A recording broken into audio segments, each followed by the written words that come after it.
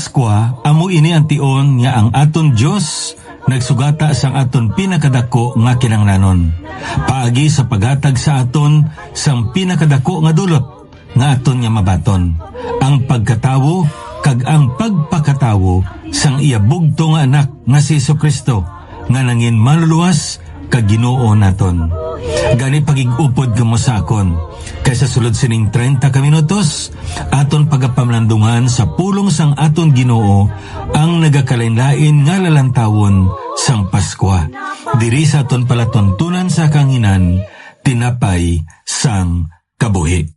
Ang dinalan sa kasulatan sa aton sini nga adlaw makita sa mga salmo ni David sa Salmo 37. Kag akon pagabasahon ang versikulo 5 kag 6. Ang pulong sa Dios nagpayag sa aton sa mga Salmo 37 versikulo 5 kag 6. Itugyan sa Ginoo ang imo dalanon, salig man sa iya, kag himuon niya ini.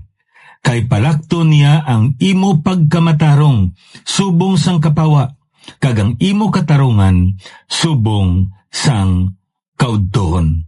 Okam, Emmanuel, amuyad to ang kalantahon nga aton nga ginpamatian bag-o gid lamang. Kag sa pagkamatuod ining pulong nga Emmanuel, isa sa mga madamo nga pangalan sang aton Ginoong Jesucristo, kag isa ini siya sa mga pangalan nga ginpahayag sang manugtunda. Kag ang ini nga pangalan katahom sang iya nga kahulugan, God with us. Ang Dios kaupod naton. Sa pangabuhi, maayo gid kung may upod kita. Kung nagaisanon kita, may mga tao nga komportable nga nagaisanon, pero sa pagkamatuod, hindi siya mabuhi nga nagaisanon. Kinanglanon niya gid ang iban nga tawo. Sa iya-ayan niya pagkaon, sa iya-ayan niya pagpanakayon, pagpanglakaton, ukon, bisan pa sa iya nga pagsinalayo. Kinanglanon niya ang kaupdanan niya. Kang katahom diri kay suno sa makita naton sa pulong sa Dios. Ang aton niya Dios kaupod naton. Emmanuel, masaming aton ni paglantaw sa Dios naton nga ato siya sa langit, kag ari kita diri sa duta, kag tamaan kalayo ang distansya sa tunga naton, sa aton ni Dios kag sa aton. Pero nagapasalamat kita nga paagi sa aton Ginoong Jesucristo ang kabugusan sang pagka-Dios ginpahayag sa iya. Ang kamatuoran niya makita naton sa pulong sa Ginoo nga siya nagpakatawo. Diyos nga nagpakatawo sa tinutuyo nga ikaw kag ako matubos niya kita sa aton nga makasalanan. Kinanglanon gid nga magpakatawo siya. Kay kung Diyos lamang siya, hindi siya makatubos sa imo kag sa akon. He need to identify himself with human. On the other hand, he needs to be perfect God. Kaya nga man, dapat wala siya singsala. Ang isa ka manluluwas, makaluwas lamang siya kung wala siya nagapangatubang sang problema sang luwason niya. Amo ini nga kinahanglanon ang aton Ginoong Jesucristo nga Dios magpakatawo. Agod nga luwas niya kita gikan sa aton makasalanan. Kay ang manluluwas naton dapat 100% nga matarong, kag wala sing matarong kung hindi ang Dios lamang. Sa piya kabahin, dapat may katulad siya sa tawo. Agod nga matubos niya ang mga katawhan. Mamangkot kita, paano ina? Hindi siya pwede nga makatubos bilang Diyos. Kung lang taon natin sa Biblia, amo ini ang tuyo. Amo ini ang pamaagi. Amo ini ang plano sang Ginoo. That's why, kung aton niya nga lang taon sa puno sa Ginoo, kinanglanon niya matarong siya, kaya kinanglanon niya tawo man siya. Katulad sa iya nga pagatubson. Kag nagapasalamat kita nga isagid lang ka persona ang takos kag tuman nga makaimpit sini. Ang persona nga nagpahayag, I am the way, the truth, and the life. No man cometh unto the Father but by me. Isa lang ang alagyan, isa lang kamatuoran nga tuuhan naton. Kag ang baldra sampulong sa Ginoo sa aton. Kunang ini gintuuhan nimo, may kabuhi ka. Katahom sa sini nga karantahon, Emmanuel, God with us. Na magapadayon kita diri sa pagtuon aton sa pulong sang aton na Ginoo, kag ang aton diri subong nga ginatalakay, glimpses of Christmas. Mga nagakalain-lain nga lalantawon sa Pasko. Kag nakita naton ang Pasko sa mga mata sang mga manugtunda, kag amo ini ang pagdayaw. Nakita naton ang Pasko sa mga mata ni Maria, kag amo ini ang pagkatingala. Wonder. Kag nakita taman ang Pasko sa mga mata sa mga manugpahalab. Worship, pagsimba. Kag sa sininga pagtuon nato subong, let us look at Christmas in the eyes of Joseph. And that is obedience. Dili naton makita nga ang mensahe ni Jose, ni Joseph sa Pasko, amo ang ginatawag naton pagtuman. Ang pagsalig kag ang pagtuman sa tinutuyo kag plano sang Dios. Now this is very interesting because Joseph was one of the central figures of Christmas. Yet we cannot find any instance that he said something. It is always his actions that will teach us about Christmas, and that is obedience. Wala natin makita nga may gin pamulong, may gin saysay, o kung may gin pahayag ang ini nga persona, si Jose, paagi sa iyababa apang tamaan ka makusog kag tamaan kadako. Ang makita naton kung sino kag ano siya paagi sa iya nga binuhatan. Kag ano ini ang pagtuman sa aton nga Ginoo. Ang pagtuman sa plano kag tinutuyo sang Ginoo. Hindi lamang para sa iya, para sa kay Maria, kun hindi para gid sa aton nga Ginoong Hesukristo, ang Kristo sang Pasko. Tidiin naton makita ang ini nga account. Matthew chapter 1. Kagbasahon naton ang versikulo 18. Tub-tub ini sa versikulo 25. Malawig-lawig ini nga dinalan apang katahom ini nga aton gid nga mabasa. Agod nga makita naton ang kabug-usan sang kamatuoran nga ginatudlo sang Ginoo sa aton, ilabi na gid sa Pasko sa mga mata ni Joseph. Nagambal ang pulong sa Ginoo sa aton. Matthew chapter 1 verse 18 through 25. Karon ang pagkatao ni Hesukristo subong sini nga bagay. Sang kalaslon ang iya iloy nga si Maria kay Jose, sa wala pa sila magiusa na sapwan nga nagapanamkon siya tungod sa Espiritu Santo. Kag si Jose nga iya bana, sanglit matarong kag indi buot magpakauya sa iya, nagtapat sa pagbiya sa iya sa tago. Apang sang nagapanguna-una siya sini, yari karon nagpakita sa iya sa damgo ang manugtunda sang Ginoo nga nagasiling, Jose, anak ni David, dili ka magkahadlok sa pagbaton kay Maria nga imo asawa, kay ang iya ginapanamkon, iya sang Espiritu Santo. Magaanak siya sing lalaki, kag tawgon mo ang iya ngalan Jesus, kay siya amo ang magaluwas sang iya katawan sa ilang mga sala. Initanan na hanabo, agod nga matuman ang ginpamulong sang Ginoo paagi sa mga manalagna. Yari karon ang isa ka ulay, magapanamkon kag magaanak sing lalaki, kag tawgon ang iya ngalan Emmanuel, nga kon sayuron ang Dios kaupod naton. Sang pagmata ni Jose, sa iya katulugon.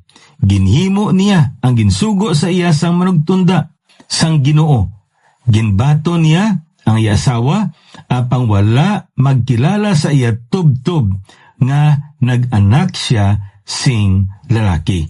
Kagintawag niya ang iya ngalan, Jesus. Sa sini nga dinalan sa kasulatan, madamo sing butang nga makita kag maobserbara naton kung sino si Joseph.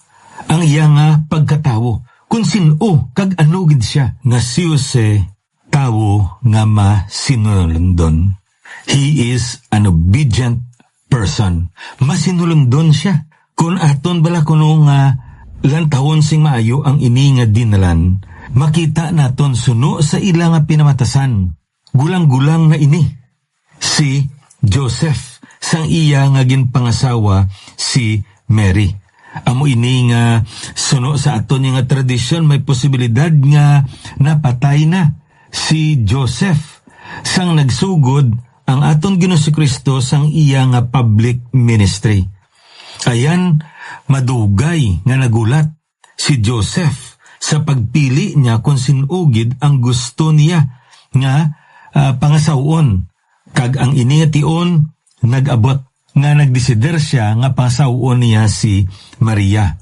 Kag ayhan, katulad sa iban nga mga kalalakinan, ginkagon man ini si Joseph. Ayhan, ang iya nga ginikanan upod sa iban niya nga mga parinti, naglakat padulong sa balay ni Maria. Kag digto nila ginpatod ang ilang kasugtanan. Kag ina mismo nga tion ginkagon si Mary kag si Joseph. Now, sa aton subong ang pagkagon, hindi pa ina binding. Hindi pa na iya kung sa aton pa final arrangement. No? Ang aton niya, ang final arrangement sang aton niya nga pagpakasal, pag-asawahay, amo ini ang tion nga kaslon ang lalaki sa babayi kang babayi sa lalaki. Apang sa panahon nila sang una, ang pagpakagon bahin na ina sa pagpakasal. That's the first part of marriage. So, kung nakago na ang isa ka lalaki sa babayi, kag ang isa ka babayi sa lalaki, kasado na ina sila. Kag ina nga ginatawag naton nga kasugtanan, binding na ina para sa ila. Ang ina kung aton nilang taon, nakagon sila, pero gusto nga bulagan ni Joseph si Mary sang nahibaluan niya nga nagadala sang bata si Mary, kag napatod niya nga hindi ina iya. Kaya sa unang nga panahon, sa ginambanakon, ang betrothal, bahin na ina sang ginatawag nila marriage. Ang ilang marriage ceremony, matabo ina mga isa pa katuig ang magligad pagkatapos ang pagpakagon. Ang bana, kaupod sang iya naman niya kaparentihan, kag sang iya nga mga himata, magalakat kag kwaon niya ang iya nga asawa sa ila nga balay. Amo na kinanglanon, ang asawa mag-aman man, kay kwaon siya, kag dalon siya digto sa balay sang iya nga bana. Kagdra matabo ang ginatawag naton nga marriage ceremony. Kag subong man ang ila nga nauna nga gabi sa pagpakigupod o kon sa paghiusa. Amo ina ang makita naton sa ilaya nga kultura, sa ila nga pinamatasan. Gani, hindi lang naton gid matungkad kung ano gid ang ginabatsyag ni Joseph sang nahibaluan niya. Ayan, wala gid niya na konfrontar kag na istorya kag napaklarar kay Maria ang natabo. Ayan, may huring-huring nabatian sang parinti ni Joseph, ginhambal nila sa ginikana ni Joseph. Kag si Joseph nakabati sini paagi sa iya nga ginikanan. Kagayan, ano ang ginabatsyagid ni Joseph. Siguro nabuong ang iya tagipusoon. Ginduiban siya sang iya nga asawa nga para sa iya matarong kag pinasahi kumpara sa iban nga babayi nga nakilala niya. Pero hindi niya maintindihan nga magluib ang ini nga babayi sa iya. Kagayan sa iya pangunauna ang kauluyanan nga iya nga pag-aatubangon. Ayan yung gataon siya o kung niya muhaton siya sang mga abyan niya tungod sang natabo sa kay Maria. Kag tungod sini, kung lang taon naton sa pulong sa Ginoo, makita naton being a just, a righteous man. Nagambal drang Biblia sa aton. And not wanting to disgrace her, he planned to send her away privately. Amo ina ang makita naton sa pulong sang aton niya Ginoo. Ano ba't silingon sini? Iya nga ginbana-bana kung anong pwede niya mahimo. Naibaluan niya nga dapat bilang isa ka matarong nga lalaki kag nagasunod sa kasuguan ni Moises, dapat niya bulagan si Maria. Apang sa piya kabahin, ara man ang iya nga gugma sa kay Maria. Kag kung bulagan niya inising tago. Now, sa Biblia, kag sa ila mismo nga kultura, may duwa ka pamaagi sa pagbulag sa imo nga asawa. Ang una dira, amo ina ang pagbulag sa tago. Ang ikadua, ang pagbulag nga hayag sa publiko. Ining tago, mahimo lang ikaw sang imo nga divorce papers. Amo na ko sa aton pa no? Isulat nimo nga bulagan mo siya. Kag ihatag mo ina sa mga katigulangan sang syudad. Ang katigulangan sa syudad ang magdesider. Tapos na. Ang ginatawag naton niya nga public divorce, amo ini ang pagdala sang babayi sa publiko kag isaysay ang sala niya. Kag kontakos nga kamatayon ang iya nga sala, ti ang ambal sa Biblia sa aton, she will be stoned to death. Amo ni ang grabe nga silot diri kay nga aman tungod sang sala nga ginhimo. So amo ini ang ila nga kaimtangan sa una nga panahon. Amo ato nga may nadakpan digto nga nagapakilabas nga babayi gindala sa kay Kristo Jesus, gusto nila nga batuhon kag nagpatunga ang ato ni Ginoo. Kay amo ina ang ila nga kultura sa una nga panahon. So ari diri ang aton nga tawo nga ginalantaw. Matarong siya, dapat mapaidalom siya sa kasuguan ni Moises. Sa piyak kabahin, may gugmaon man siya. Dapat nga ipakita niyang gugma niya, hindi tungod sang dumot, hindi sang kaakig, kun hindi tungod sang iyang gugma. Kag samtang ginabana-bana niya ang iya nga sitwasyon, samtang ginahuna-una niya ang iya nga sitwasyon. Ang abaldri sa aton nga Bible, but while he thought on these things, anong natabo? Gulpiada lang, nagpahayag ang Diyos. Paagi sa damgo, dumayo iniya si Joseph, no? Kay bisan may problema, makatulog. Kag nagdamgo siya. Ano ang iya nga damgo? Si Gabriel, subo nga siya ang nagduaw sa kay Zacarias, kay Maria, may posibilidad siya man ini ang nagpahayag sa kay Joseph. Kag nagatag siya sang sini nga mensahe. Kag ang ginambala diri sa aton, nga hindi siya magkadlok sa pagbaton kay Maria bilang iya asawa. Kay nga man, ang ginapanamkon niya sa pagkamatod nagabusong siya, pero ang ina nga ginadala niya nga bata, ginapanamkon ina niya sang Espiritu Santo. Kag mag-aanak siya sa isa ka lalaki. Kag tawgon siya sa ngalan niya, Jesus. Saan mo tinutuyo? Kay siya amo ang manluwas. Kag hindi lamang amo sina.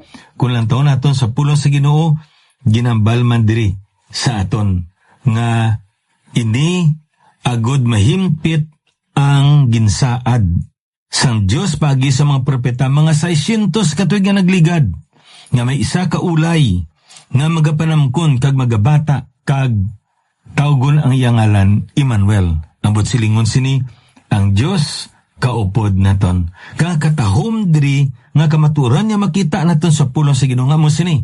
Pagkabugtaw, pagkamata ni Jose, ginhimo niya ang ginsugo sang Dios paagi sa manugtunda. Kaginbaton niya si Maria bilang iya asawa. Wala sa piyan nga wala sila nag-upod kag nagiusa. Tub-tub nga nag-anak si Maria sa aton Ginoo si Kristo. Anong kamatuoran diri nga makita naton sa pulong sa Ginoo? Christmas in the eyes of Joseph is a time of obedience. Tion ini nga magsunod, magtuman sa anuman nga sugo kag plano sang Dios. He was obedient to the plan of God, to God's plan. Nangin matinumanon siya. Naintindihan ni tanan-tanan ni Joseph? I don't think so. Pero ang katahom diri kay wala sa payan hindi niya maintindihan, apang siguro gid siya kag napatod niya nga amo ina ang plano sang Dios para sa iya. Anong makita naton diri sa pulong sa Ginoo? Ginsunod niya. Ayan nabasahan ni Joseph ang aton passage of the day. Psalm 37 verse 5 and 6. Kung sa bagay, ari na ining Old Testament sa panahon ni Joseph. Itugyan sa Ginoong imo dalanon, salig man sa iya, kagimuon niya ini. Kay palakto niya ang imo pagkamatarong subong sang kapawa, kagang imo katarungan, subong sang kaudtuhon. Commit your way to the Lord. Roll and repose each care of your load on Him. Trust, lean on, rely on, and be confident also in Him, and He will bring it to pass. Ti amo ini ang ginabatsyag diri ni Joseph. Kang katahong pagidiri kay nagambalang ini nga manugsalmo, and He will make your uprightness and right standing with God go forth as the light. Anong kamaturan diri nga makita naton? Ang pagkamatarong ni Joseph, hayag kag subong man nga ang ini nga butang makita sang tanan-tanan nga katawan. Kag nagpadayon ini sa sini nga dinala sa kasulatan sa aton, and your justice and right as the shining sun of the noonday. Kung sa aton pagkag ang imo kaimtangan, ang imo kausa, ang imo nga plano, subong nga nagpasakop ikaw sa Dios, ikaw pakamatarungon, God will justify you. Ang katahom sinibla kay sa kalibutan, gusto gid naton nga i-justify ang aton kagulingon. Amo na nga kung may nag-akusar sa aton sa sala, gapaning kamot gid kita nga ihambal naton niya sala ang ina nga butang nga ginimo niya kag matarong ka. Wala ka na kahimo sa sinaagi akusar nga hindi maayo sa imo. Pero ang katahom diri bala kay ang aton gali iya nga Dios ang makahatag lang sa matutod niya pagkamatarong. Ang katahom sa kabuhi ni Joseph amo sini, naibaluan niya nga sulayon niya ang pagpakauya, ang kahuluy-anan, ang pagyagota, kag amakutso-kutso sang mga tao sa palibot niya. Apang wala siya nagpangita sing pamaagi. Agod pakamaturungon niya ang iya kagalingon. Ang iya nga ginimo, ginsunod niyang kabubuton sa Diyos, kag nagulat siya sang pagkamatarong, kag pagpakamatarong sang Ginoo sa iyaya nga kabuhi. Christmas is a time of obedience. Ayan ang tao magyaguta sa aton. Ayan ang tao butang-butangan niya kita sing indi amo nga mga butang. Ayan patu-patuan kita. Ayan himuan kita sing istorya nga indi matuod. May mga tinion nga kinangnanon katulad kita sa kay Joseph.